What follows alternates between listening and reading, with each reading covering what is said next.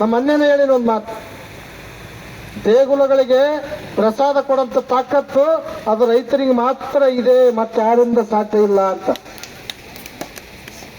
ದೇವ್ರ ಗುಡಿ ಗುಂಡಾರಗಳಿಗೆ ಪ್ರಸಾದ ನೋಡ್ರಿ, ಮೊನ್ನೆ ಬೆಂಗಳೂರಲ್ಲಿ ಬರೇ ಸಿಲಿಂಡರ್ ಬಂದಿಲ್ಲ ಅಂತಂದ್ರೆ ದೇವರಿಗೆ 3 ಹೊತ್ತು ಪ್ರಸಾದಗಳನ್ನು ಕೊಡ್ತಕ್ಕಂಥ ಅಲ್ಲೆಲ್ಲ ಪ್ರಸಾದ ಅನ್ಸ್ತಿದ್ರಂತ ಬೆಂಗಳೂರಾಗ ಟಿವಿಯಾಗ ನೋಡಿ. ನಮ್ಮಲ್ಲಿ ಬರೇ ಸಿಲಿಂಡರ್ ಬಂದಿಲ್ಲ ಅಂತಂದ್ರ ಪ್ರಸಾದ ಇವತ್ತ ಒಂದು ಟೈಮ್ ಅನ್ಸಲಕತ್ತಾರ.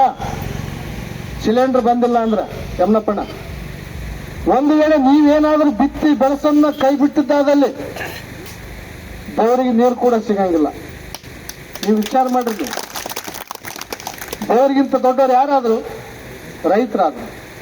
ನೀವು ಅರ್ಥ ಮಾಡ್ಕೋಬೇಕು. ನಾವು ಕುಂತಿರ್ತಕ್ಕಂಥದ್ದು ಇವತ್ತು ಹುಣಸಗಿ ತಾಲೂಕಿನ ಎಲ್ಲ ತಾಲೂಕಾ ಸಮಿತಿ ಪದಾಧಿಕಾರಿಗಳು 8 ದಿವಸ ಮನೆ ಬಿಟ್ರು, ಆಟೋ ತಗೊಂಡು ತಿರುಗಾಡ್ರಿ, 60-70 ಸಾವಿರ ಖರ್ಚು ಮಾಡಿ ಇವತ್ತೇನದ ಎಲ್ಲ ಹಳ್ಳಿಗಳಿಗೆ ಮೈಕ್ಗಳ 3 ವಾಹನಗಳ ಚಿಕಿತ್ಸೆಯಿಂದ ಹಳ್ಳಿ ತಿರುಗಾಡ್ರಿ.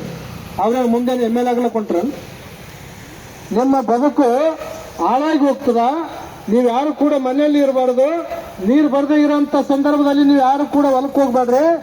ನಾರಾಯಣಪುರ ಮುಖ್ಯ ಇಂಜಿನಿಯರ್ ಕಚೇರಿಗೆ ಬರೀ ನಿಮ್ಗೆ ನೀರು ಬರ್ತದ ಅಂತೇಳಿ ಅವರು ಹಳ್ಳಿಗೆ ಹೋಗ್ಯಾರ. ಅದನ್ನು ನೀವು ಅರ್ಥ ಮಾಡ್ಕೋಬೇಕು.